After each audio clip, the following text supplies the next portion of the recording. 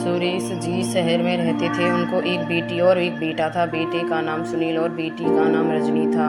उम्र होने पर पहले बेटी की और बाद में बेटे की शादी करवाई। बहू का नाम रुबीना था। शादी के 2-3 सालों में ही रुबीना का वजन काफ़ी बढ़ गया था और वह पहले से दोगुनी मोटी दिखने लगी थी। इस मोटापे की वजह से रुबीना को कई लोगों के ताने सुनने पड़ते थे। पड़ोसी भी उसे मोटी भैंस कहने में हिचकिचाते नहीं थे। कितनी मोटी हो गई है, कैसी दिन पर दिन फैलती जा रही है, देखो जरा सी भी शर्म नहीं आती। पति बेचारा सूखा जा रहा है और यह देखो खा खा कर कैसे मोटी हो रही है। कुछ इस तरह की बातें अक्सर रुबीना के कानों पर पड़ जाती थीं। स्वभाव से हंसमुख रुबीना इन बातों को इग्नोर भी कर देती, लेकिन उसे ज़्यादा दुख तब होता था जब उसकी खुद की सास और नंद उसके मोटापे के लिए उसे दोषी ठहराते और भला बुरा कहती। सुनील शरीर से काफ़ी दुबला पतला था। शादी के बाद भी उसके शरीर में रत्ती भर का भी फर्क नहीं आया था। हालांकि रुबीना मोटी होती जा रही थी, उसमें उसका कोई भी दोष नहीं था, बल्कि रुबीना तो सुनील से भी कम खाना खाती है और दिन भर घर के सारे काम करती रहती थी। अपने मोटापे की वजह से चाहे किसी काम में कितनी भी दिक्कत हो, रुबीना उस काम को कभी अधूरा नहीं छोड़ती थी। उसने घरेलू नुस्खे और कई तरह के उपाय करके अपना मोटापा कम करने की कोशिश की थी, लेकिन शायद उसके शरीर के हार्मोन्स ही थे जो उसे मोटा बनाए रखे थे। सुनील को उसके मोटापे से कोई लेना देना नहीं। वह तो बेचारा अपने बिजनेस को संभालने में व्यस्त रहता था।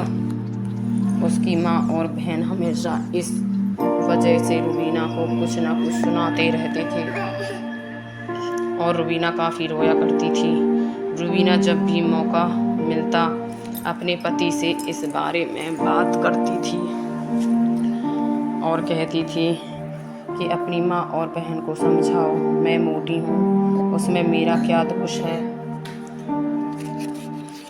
पूरी दुनिया मुझे कुछ भी कहे, मुझे फ़र्क नहीं पड़ता, लेकिन जब मेरे अपने ही मुझे भला बुरा कहते हैं तो मुझे काफ़ी दुख होता है। ऐसे ही दिन बीते चले गए। एक दिन रुबीना की सास ताज़ी हवा लेने के लिए जब टेरेस पर गई हुई थी, तब वापस लौटते समय उनका पैर फिसला और सीढ़ियों से वह गिर गईं।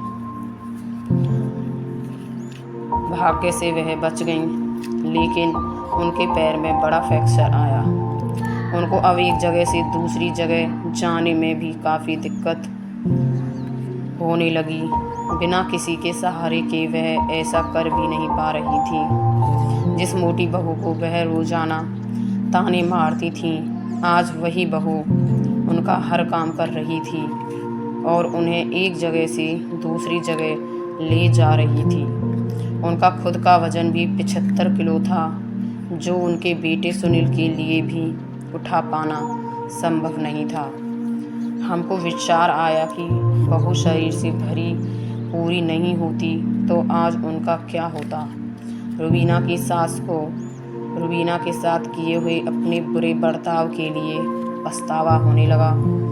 उन्होंने एक दिन मौका देखकर इस बात के लिए रुबीना से हाथ जोड़कर माफ़ी भी मांगी। रुबीना ने कहा, अरे मालिक, आप माफ़ी क्यों मांग रही हैं? आप मुझे समझने लगी, मेरे लिए इतना ही बहुत है। उस दिन के बाद रुबीना के साथ में कभी भी उसे उसके मोटापे की वजह से एक शब्द भी नहीं बोला जाता, बल्कि तो उन लोगों से लड़ जाती थी जो रुबीना को मोटी कहकर उसकी बुराई करते थे। रुबीना की नंद भी इस घटना के बाद उसे इस विषय पर कुछ भी ना कह सकी। खुश मिजाजी रुबीना अब पहले की तरह ही सब कुछ भुलाकर खुश रहने लगी। दोस्तों, हमारे समाज में, हमारे आसपास आपको ऐसे कई लोग मिल जाएंगे जो दूसरों को उनके शरीर की बनावट के हिसाब से गलत नाम देते हैं या उन्हें नीचा समझते हैं।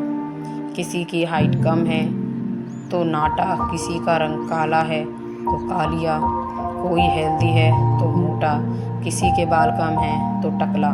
हमें ऐसी सोच को पूरी तरह ख़त्म करना होगा और यह समझना होगा कि बाहरी स्वरूप ज़्यादा मायने नहीं रखता, मायने रखता है भीतरी खूबसूरती, स्वभाव और विचार। तो दोस्तों, अगर आपको ये कहानी अच्छी लगी हो तो कमेंट में लिखकर ज़रूर बताएं और ऐसी ही कहानी देखने के लिए हमारे चैनल को सब्सक्राइब करें। तब तक के लिए धन्यवाद दोस्तों, अपना ख्याल रखना।